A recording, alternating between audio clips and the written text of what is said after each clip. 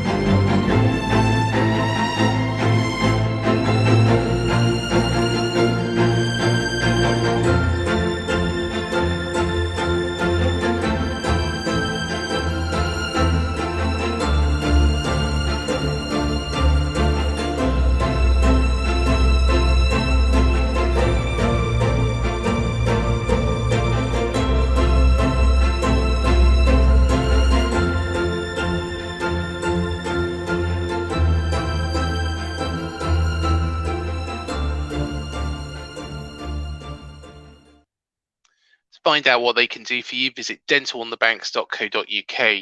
So, of course, there's been more transfer rumours coming through the doors at Dean Court. The first transfer rumour is for a Barnsley player called Callum, which is quite an interesting move. He did play 43 games for the Tykes last season, scoring 3 goals. He's a left-sided midfielder. Just having a look at what he's actually done.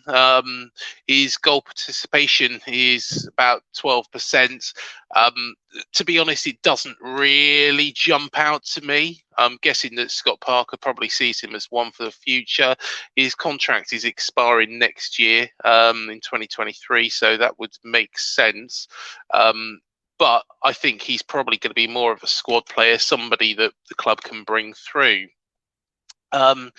Just having a look, he's pretty much been ever present. His stats look good for a relegated side, but again, we are, going into the Premier League, and the question is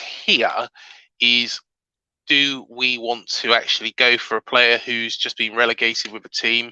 In fact, he did play in the playoffs last season, so for Barnsley when they had that fantastic run, which was eventually ended by Swansea. But I think I think it's probably one for the future, and we'll see what happens there. Another player who won't be somebody that people won't recognise is Ben Brereton Diaz, and he's been linked with the club. He was prolific Chilean striker, of course, was Ben Brereton, then added on Díaz, and then decided that he was going to play for Chile. So, that would be an interesting signing. Somebody I do actually rate quite a bit. So, and it would make sense as well, because with Tony Mowbray leaving the club, that would actually make sense. He's quite a lot of money. Of course, he's done fantastically well this season. He's put himself out there. He plays up front. They say that he's worth about 14 million. His contract's ending next year, so you would think that we probably get him at a cut price figure. Apart from his injuries, 37 appearances, 22 goals, 3 assists. Is pretty good. 42% of all Blackburn's goals come through him. So a very, very good all-rounded player. Can play on the wings as well. Mainly plays in centre forward position, but can play on the wings as well. And therefore, you know, I think that that might be a move that could be a goer and get a lot of people excited. Does that mean the end for Jamal Lowe? Possibly, but I think Ben Brereton Diaz, you know, considering what he's done this season, can probably do it in the Premier League. And, you know, what better place than Dean Court to actually show what he can do. And the third one could be a returning player. And this was something that I discussed in my recent show with John Sinclair. And that is Matt Ritchie. Matt Ritchie is now, I believe it's 32 years old.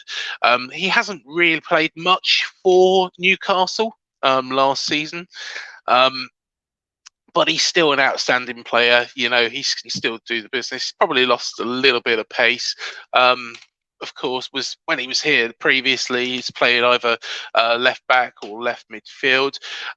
That would actually be quite a good move because Callum Stiles plays in that left midfield position, whereas, you know, cover for Jaden Anthony. Of course, Matt Ritchie could be covered for Jaden Anthony, and if there's any injuries to Jordan Zamora as well. So there is that option there, and I think that would be quite a good move. Not a long-term move. I think, you know, probably a year or two max. I think he's probably on quite a lot of money at Newcastle at the moment. So, you know, that's also something we've got to consider as well.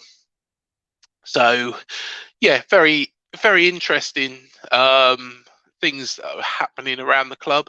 Of course, we've got our friendly as well that has been organised with Real Sociedad, I should say. And, you know, that will be the return of Diego Rico. And, you know, I don't know whether or not that's been factored in, but with his transfer to Sociedad, or whether or not that's something that, you know, has just been decided on. You know, again, it's an interesting one. It's a good team to actually play, a good friendly to play against a team of that caliber, who aren't, you know, I wouldn't say Real Sociedad are, you know, one of the Spain's top clubs. I would say that they're probably in that middle. If you put them in the Premier League, they'd probably be in that middle mix. But it'll be interesting because it'll be show us exactly where we are, but, you know, comparing the leagues. Yeah, so, you know, lots happening. I'll keep you updated on this channel. I'm sorry that I haven't done so for a couple of days. Of course, I've been a bit bunged up. Went to the Christchurch Food Festival. Very, very nice. So yeah, I will keep you updated, and yeah, we'll see what's around the corner. But until the next video, up the cherries, please do remember to hit the like, the subscribe, and the bell button for both channels as well. The channel link for Up the Cherries in all departments is below. And again, I'm sorry if my cold has got in the way of this one. I'm a little bit croakier than normal, but there's loads of content coming up, so, you know, do keep in mind and have a look and check out our Premier League Is It Competitive video with Gareth Withers. That's really, really interesting as well. Brings up some really good points. Until the next video, Up the Cherries, and I'll see you then.